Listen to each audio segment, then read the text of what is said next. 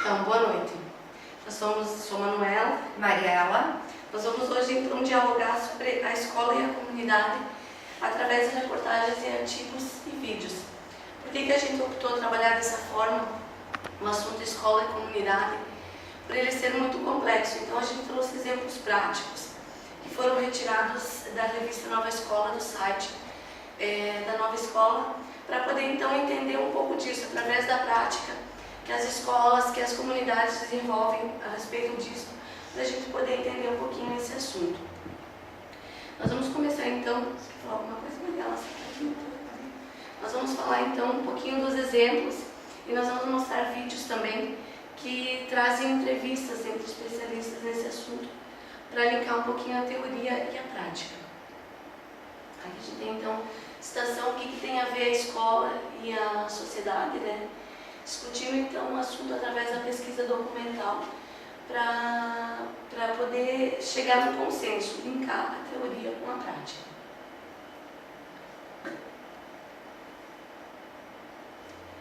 O primeiro exemplo que a gente tem então é sobre a Escola Municipal Alfonso Fioca Vitali e a articulação com o Programa Saúde da Família.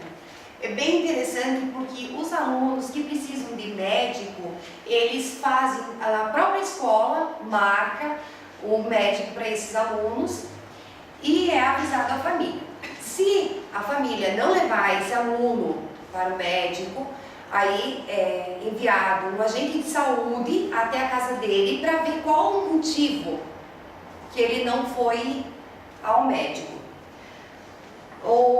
O prédio da biblioteca é bem interessante porque ele conta com duas portas, uma voltada para a escola e outra voltada à comunidade, onde fazem uma ponte entre a escola e a comunidade. Eles desenvolvem também o projeto Leitura, né? Hora do Conto, né?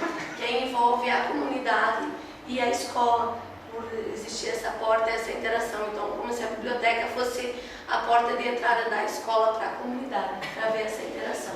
E também a prefeitura acaba ajudando com transportes para fazer excursões, para fazer tratamento, as estações de tratamento de água, museu, a horta municipal, a horto florestal e as fazendas históricas. O próximo exemplo que nós temos então é a Escola Municipal de Ensino Fundamental Alfredo Speer, em Feliz, a 78 quilômetros de Porto Alegre, movidos pela música. A história dessa escola começa no dia que o filho da professora, da diretora, vai à escola e começa a tocar flauta. Então todos os alunos acabam achando interessante e também gostariam de participar. Então a escola acabou, junto com a secretaria, fazendo desenvolvendo um projeto. E os alunos que tinham condições de comprar flauta, compravam. E quem não tinha condições, então, junto com a parceria com o Sicredi, eles davam a flauta para os alunos. E o professor de música, ele era membro da orquestra de Caxias do Sul, a 130 quilômetros de Porto Alegre.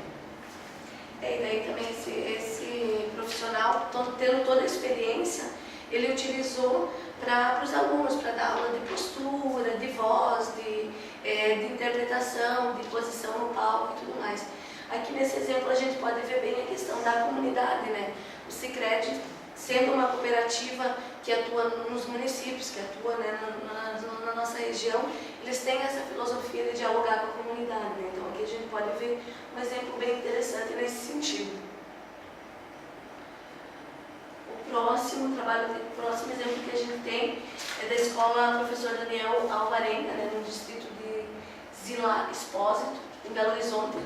Essa escola tinha bastante dificuldade com a questão de disciplina, questão de vandalismo, e a diretora, quando ela assumiu a escola, ela se viu um desafio muito grande de como trabalhar, de como despertar o interesse dos alunos pelas aulas e também dos professores, porque já existia casos de professores estarem licenciados por depressão e tudo mais, outros transferidos porque tinham sido agredidos na escola. Então eles começaram, junto com um trabalho conjunto e toda a equipe docente, eles começaram a espalhar cartazes na escola, primeiramente, com regras de boas maneiras, com normas. E depois eles começaram a colocar esses cartazes nos ônibus da comunidade e tudo mais.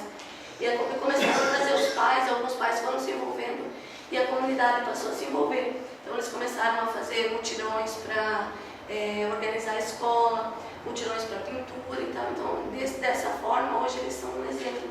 Essa escola é um exemplo de gestão partilhada entre a comunidade e tudo mais. Conselho escolar também eles implantaram, então dessa forma eles foram trabalhando.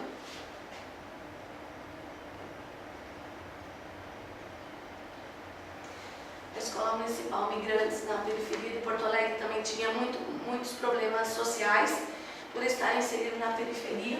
Eles tinham problemas aqui na falta de interesse dos alunos mesmo pela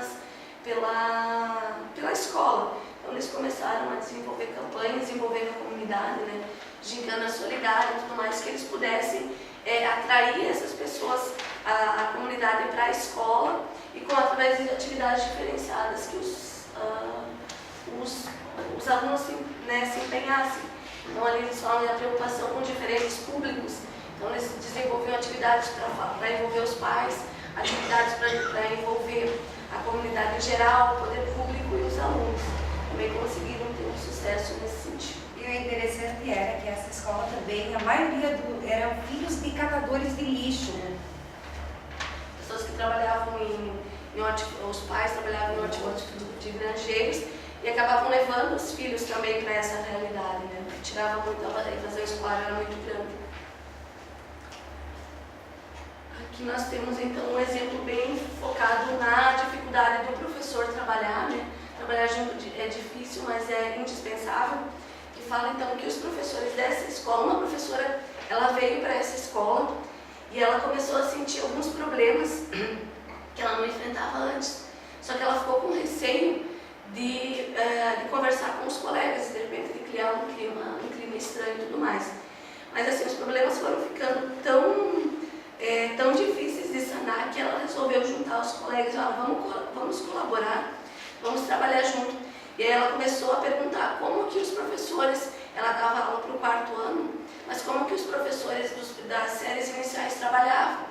E aí junto eles conseguiram identificar que o problema estava lá nas séries iniciais, da forma que alguns professores tratavam as crianças. Então quando eles chegavam lá no 4º ano, eles já estavam desinteressados, desmotivados a estudar. Então eles começaram a desenvolver, ela teve muitas dificuldades nesse sentido, né? Em função de que alguns não queriam se reciclar, alguns professores, mas que eles conseguiram trabalhar em conjunto e envolver. Então aqui foca bem a parte do professor nesse sentido, de como é importante o professor ter iniciativa, né? Além de tudo, ele precisa se reciclar e estar aberto às mudanças, para daí conseguir envolver a comunidade escolar. Nós temos aqui, então, também artigos, né, como a gente comentou, a boa educação, além dos muros, sempre focado na questão de projetos, né? Você quer falar alguma coisa aqui, Mariel? Eles citam mesmo a usina de projetos, que eles começaram a buscar banco de dados, né, de projetos que iam sendo desenvolvidos em todos os sentidos, em todas as áreas, em todas as disciplinas. E eles começaram a arquivar esses projetos para que pudessem ser trabalhados durante o ano e nos anos seguintes pelos professores. Então eles faziam projetos que davam certo, tipo assim, um banco de dados, né? Que eles iam repetindo os projetos. Eles tinham um objetivo definido, que era interagir todas as disciplinas, como se fossem muitos projetos interdisciplinares, né? Pudessem. E aí projetos também que envolvessem a questão de ecologia, né? Ciências naturais, biologia, geografia. E eles se preocupavam muito nesses projetos em saber a realidade da escola, do entorno da escola. Então, por exemplo, tem um rio que estava com problema de poluição, que projeto que poderia ser desenvolvido para envolver lá quem seriam as pessoas que poderiam resolver esse problema. Ou tem um problema social na comunidade, quem que seriam os envolvidos? É o poder público, os pais conseguem resolver. nessa forma eles conseguiram levar a educação para fora dos muros e conseguiram aproximar a comunidade. Então. Por isso que muitas vezes diziam que, nessa matéria, que não era difícil ver alunos vestidos com uniforme fora da sala de aula, porque a turma se mobilizava e ia atrás para fazer desde passeatas pela paz, a coleta de lixo, coisa bem interessante, fazendo com que as pessoas da comunidade também se envolvessem. Então agora, o que a gente trouxe um artigo também bem interessante de autoria da Terezinha Azeredo Rios sobre a identidade da escola. Então, tudo que a gente falou até agora tem um pouco a ver no sentido do que a escola, da imagem que a escola quer passar para a comunidade, né? Então, a escola começa a trabalhar, mas ela tem que querer passar isso para a comunidade. Ela tem que se sentir segura de que todos os envolvidos vão falar essa mesma linguagem. E aí ela faz nesse artigo uma brincadeira entre a Alice, que a Alice... de pernas pro ar. Isso, que a Alice, ela teve que entrar no espelho para viver aquele mundo. Se ela vivesse hoje, ela já ia encontrar a escola de pernas pro ar. Então ela já ia ter essa problemática, ela não ia precisar. E aí ela faz perguntas que se a escola perdeu a identidade dela, a escola passou a ter a função de educar, né? E a família acabou perdendo o papel. Então são essas perguntas que ela faz. É um artigo também bem interessante que traz essa... Você comenta mais alguma coisa? E aí nós temos então agora 2 vídeos. Um que é uma entrevista com a Ana Amélia Leone, que é coordenadora do Instituto Pedagógico, né, a CAI de São Paulo. E ela fala um pouquinho dessa relação entre os pais e os alunos, qual que é a importância de tudo isso.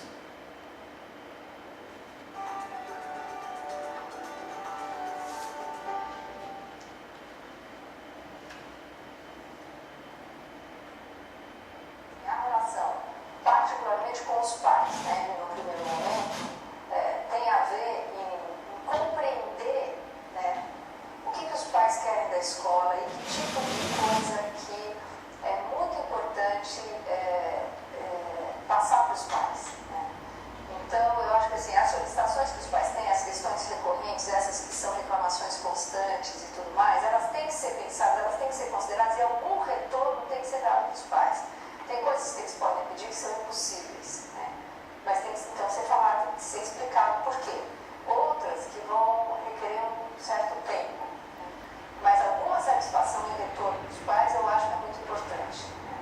A outra coisa eu acho que são formas de comunicação, que muitas vezes você não tem a possibilidade de ter todos os pais presentes. Mas que outra forma de comunicação que existe? Tem o bilhete, tem o mural da escola, tem alguns informes que são possíveis de serem colocados. Por exemplo, no mural da escola, na reunião de ontem nós vimos isso, aquilo foi feito, isso, aquilo, foi passadas as seguintes informações, foram passadas as seguintes informações e tal. Então, acho que esse tipo de coisa, tudo são atitudes que incluem os pais, né?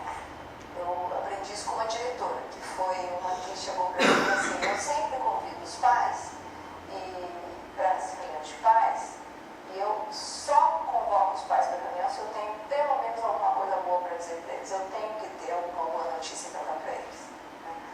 Então, acho que isso é a consideração com o outro lado, né? Porque sempre vai ser uma relação que tem que partir dos dois lados, considerando os interesses das duas partes, né?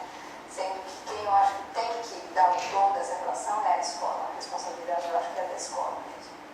A escola também se dá a conhecer, né? Então, eu acho que essa participação, muitas vezes, ela é entendida como se a escola tivesse uma obrigação de sair na rua, de fazer... Acho que não é isso, mas eu acho que ela se dá a conhecer, ela informar, né, tudo que envolve, então, assim, tanto o comércio local, ela convidar, ela abrir para a comunidade, por exemplo, as festas que existem, né, de feira de ciências, de festa de final de ano, em que os alunos vão apresentar as coisas e tal, quer dizer, convidar não só os pais, mas a comunidade, isso também é uma coisa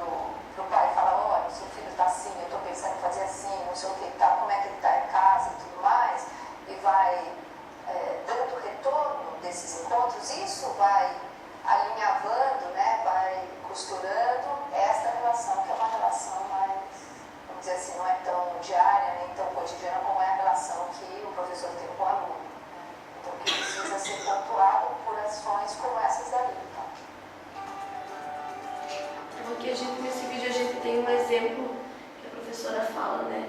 A importância de partir da escola, essa interação, envolver os pais e em seguida poder inserir na comunidade também, né?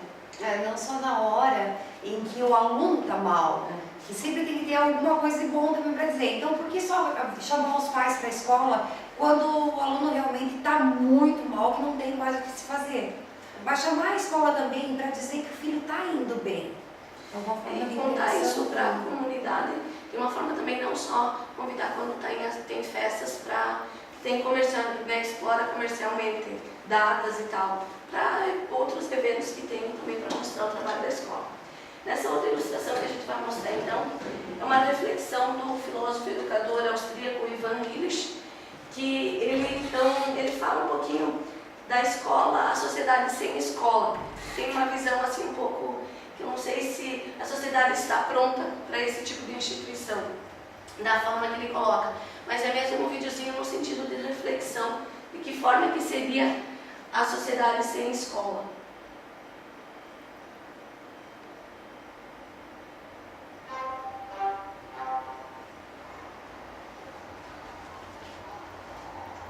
Aqui está a escola. Na escola, o professor decide o que o aluno deve aprender. Ele está aqui para ensinar. Alunos, pais e sociedade veem a escola como a chave que abre portas para o mercado de trabalho. Nos anos 60, o filósofo e educador austríaco Ivan Illich criticou a institucionalização da sociedade e também a da educação. Para ele, a escola apresenta problemas sérios que prejudicam seu importante papel social. A escola está inserida numa comunidade, inserida numa sociedade, inserida num país, inserida num mundo cada vez mais interligado e globalizado. Para ele, na escola institucionalizada, o professor, considerado o único dono da verdade, limita outras formas de informação entre os alunos. Dessa forma, monopoliza-se o aprendizado. O sistema se torna burocrático, limitando a liberdade de pensamento. E criticava todas as instituições. A solução, segundo o autor, está no título de sua obra mais famosa, Sociedade sem Escolas. Para ele, a escola funciona como ferramenta de manutenção de uma sociedade hierarquizada e desigual. Para ele, o conhecimento não deve ser monopolizado por uma instituição, deve ser compartilhado por todos de forma democrática e livre. Para demonstrar a ineficiência do sistema educacional institucionalizado, ele usa o exemplo de como os enormes gastos com educação nos Estados Unidos da América são insuficientes para resolver o problema.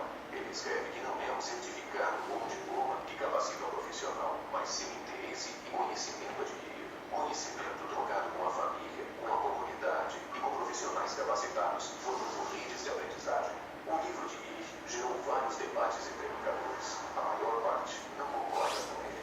No entanto, algumas das ideias presentes no livro, como as redes de aprendizagem, tornaram-se realidade no século XXI.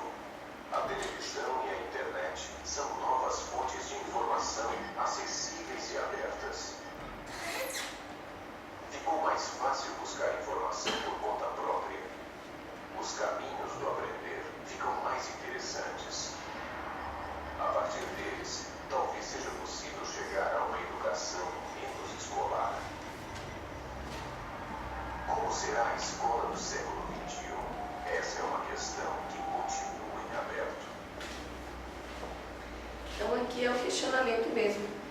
Como seria a escola como seria a sociedade sem escola? Então, o objetivo mesmo era trabalhar um pouquinho, dialogar com os artigos, os vídeos e os exemplos, né? Um pouquinho da teoria e da prática.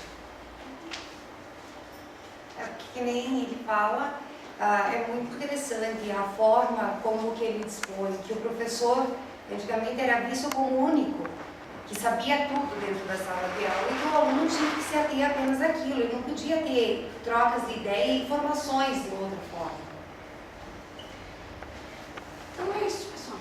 Obrigada. Obrigada.